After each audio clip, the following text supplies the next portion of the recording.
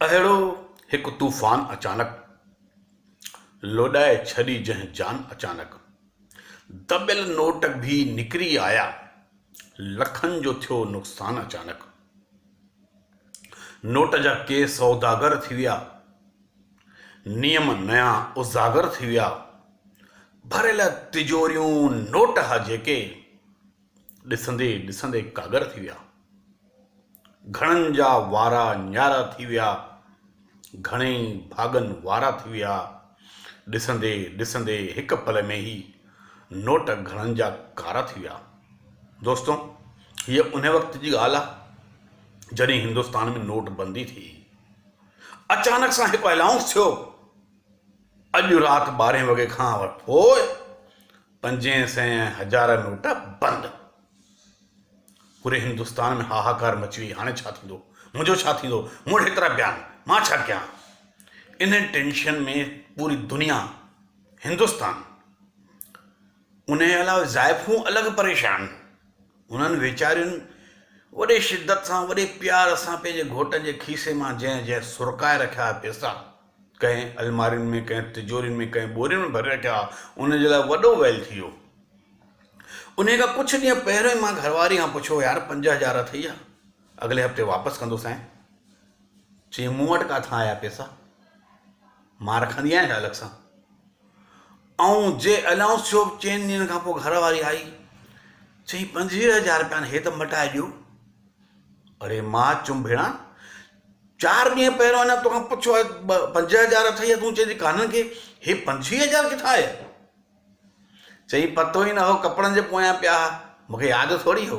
मां चयुमि मथां मुंहिंजा हुजनि। चई, न न मुंहिंजा, मूंखे यादि अची वियो हाणे। अच्छा, त हे हाल थींदो। त दोस्तों, ज़ाइफ़ुनि वीचारनि जी ॾिसजो छा हालत थी उन वक़्तु। रखिया जंहिं लिकाए दिलि सां पुराणा नोट बोरियुनि में,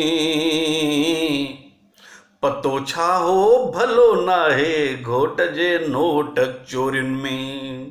पतो छा हो वीचारियुनि खे समय अहिड़ो भी अचिणो आहे, हली वेंदा उहे भी नोट रखिया जो तिजोरियुनि में। रखिया जो लिकाए पैसा वरनि खां कुंड जारनि में, अची वियो छा इहो रोलो 500 ऐं 1000 में। हयो हो मुर्स जे खीसे ते धाड़ो मुंहुं जो सालनि खां, पतो छा हो अची वेंदा उहे भी नोट कारनि में। उहे भी नोट कारा। तंहिंखां त सुठो इहो हुजे हा कि असां इन्हनि पंहिंजे पैसनि खे पंहिंजे देश जी सेवा में लॻायूं हा, त अॼु असांजो देश सच में तरक़ी करे हा। त उहे 4 लाइनूं अञा उन देश लाइ।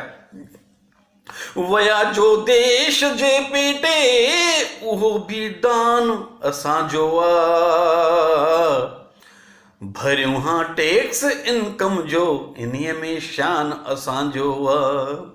तरक़ी देश जो कंदो चवंदासीं असां भी छा, ही भारत देश असांजो आहे, हिंदुस्तान असांजो आहे। जय हिंद, जय छत्तीसगढ़, जय भारत।